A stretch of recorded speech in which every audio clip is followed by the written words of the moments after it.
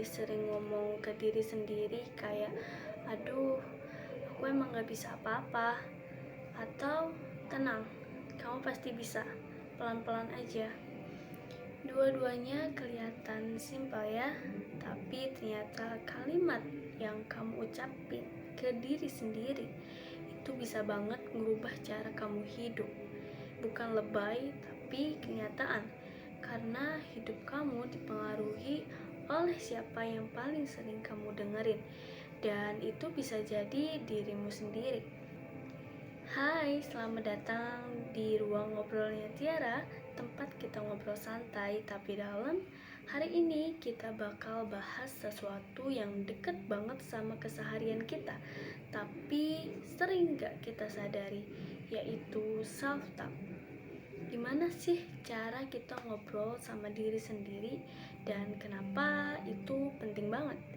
Aku juga bakal sharing beberapa pengalaman pribadi dan kasih tips praktis yang bisa langsung kamu pakai.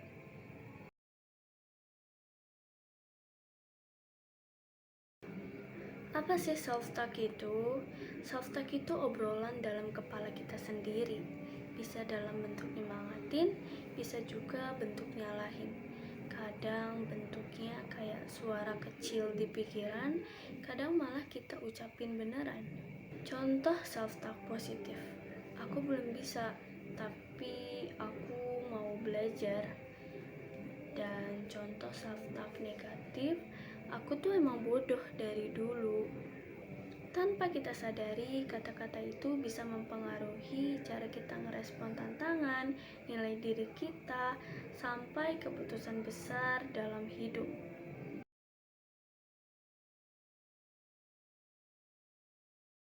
Pengaruh self-talk dalam hidup kita.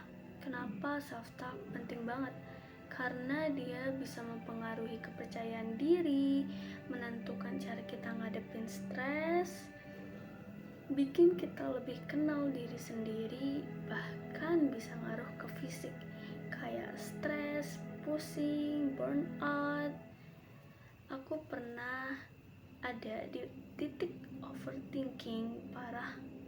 Tiap hari isi kepalaku tuh kayak, kamu gak cukup, ngapain sih bikin konten gak ada yang nonton.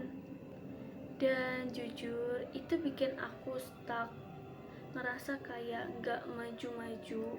Tapi begitu aku ubah cara ngomong ke diri sendiri, semuanya pelan-pelan berubah.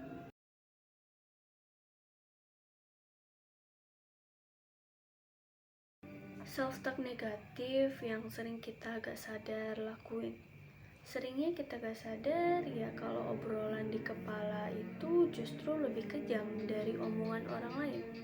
Contohnya, yang pertama, lagi capek malah bilang, aku malas banget sih, gak berguna. Padahal kenyataannya kamu cuma butuh istirahat. Yang kedua, dapat penolakan, langsung mikir, emang siapa juga yang mau sama aku? Padahal bisa jadi bukan salah kamu, cuma bukan waktunya aja atau tempatnya yang tepat. Yang ketiga, ngeliat orang lain lebih sukses, terus ngomong, ih, aku gak akan pernah bisa kayak dia. Padahal kamu belum tahu perjalanan mereka kayak apa. Self-talk negatif itu kadang datang otomatis, tapi kalau kita mulai sadar dan berani ubah dikit demi dikit, pelan-pelan, hidup juga ikut berubah.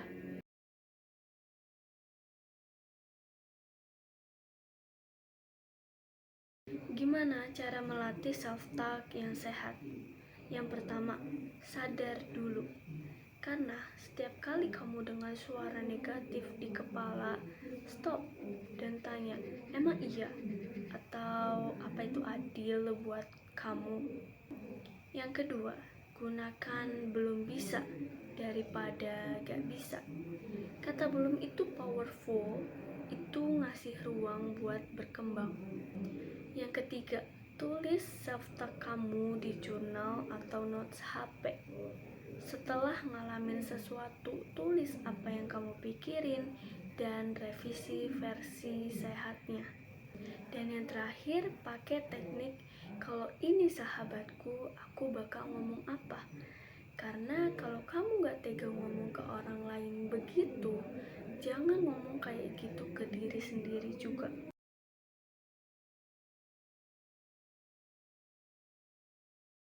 Jujur ya, aku tuh pernah ada di titik ngerasa, ngapain sih aku bikin konten yang nonton juga dikit, gak penting. Bahkan waktu aku ngajar atau bikin sesuatu yang aku suka, selalu muncul pikiran kayak, kamu tuh biasa aja, gak sepinter orang lain. Tapi anehnya, setiap kali aku coba tetap jalan walaupun lambat, ada aja yang nyaut, makasih ya, aku jadi ngerasa gak sendirian. Dari situ aku mikir, mungkin yang perlu aku ubah bukan hal besar dulu, tapi cara aku ngomong ke diri sendiri. Aku mulai belajar bilang gak apa-apa kalau gak sempurna, yang penting terus jalan. Dan ternyata itu cukup buat bikin aku bertahan dan tetap nyoba. Karena ternyata versi kecil dari kita tetap pantas untuk didukung. Terima kasih udah nemenin ngobrol hari ini.